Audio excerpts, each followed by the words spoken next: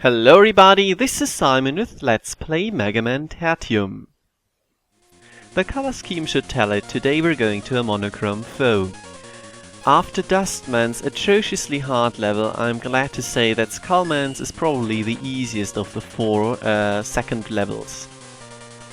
It is also not really that interesting, not for that reason, but we'll get to that when you get to that. It does have a few things going for it.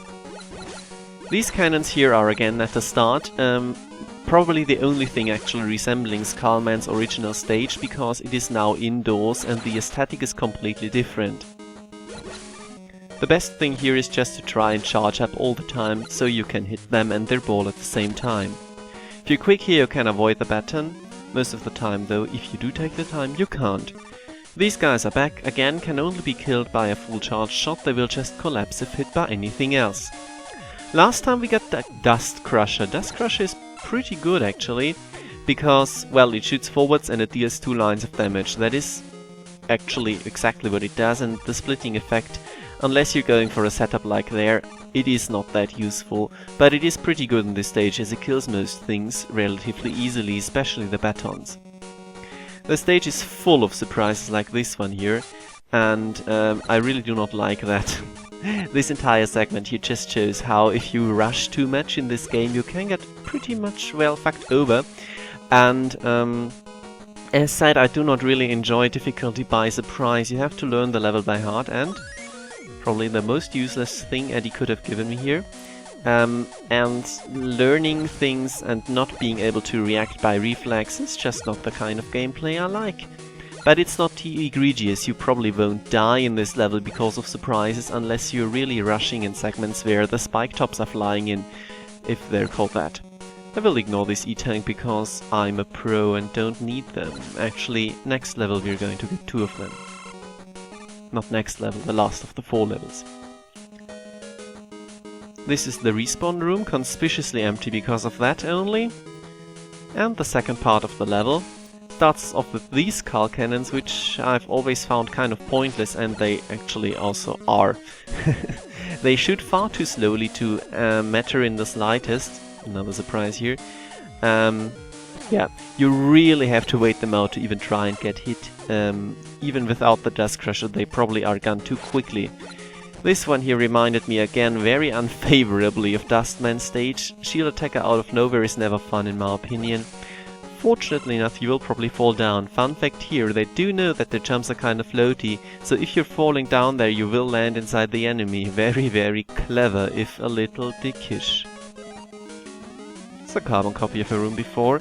Game sometimes does that, I do not really like that. They will rectify that in the next installment, which is all good all the time. Another Drillman wall, I didn't comment on this last time. Here you really need to take your time. Actually I'm going to take Drillman last, so whoops, not going to get any of these goodies. All of the 4 secondary stages have 1 mandatory rush coil usage. I really do not get why. I've never understood that practice, but if they really want to do that, well, that's okay then. Did you notice the camera quick scrolling here? Many of the NES games had the problem that if you were falling down and holding right, then you would have only half the screen to see, because Mega would just not be centered anymore. This game automatically centers you, a very, very nice thing and a really, really good attention to detail which they have going for here. Also, the enemy placement here is far harder to deal with than in the NES version of the Skull Joe alley at the end, especially this one last guy, but it really shouldn't be too hard to just knock him out for a second. And most of the time though you really have to dance around them and you cannot kill all of them as you just saw, so I really consider this very, very well done and very good enemy placement. Skullman still suffers from the same problems he had in the NES version, mainly that he's completely controlled by you. Which is, if I'm doing nothing here, then he will shoot, which is extremely hard to avoid.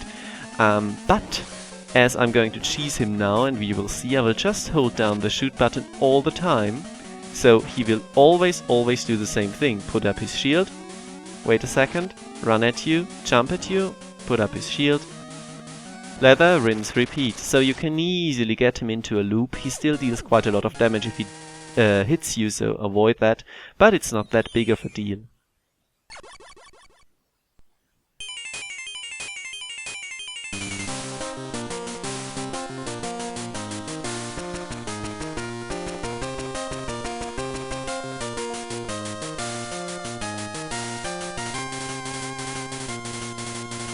As with many of the before kinda useless weapons, Skullberry actually got an upgrade. We're going to see that next time.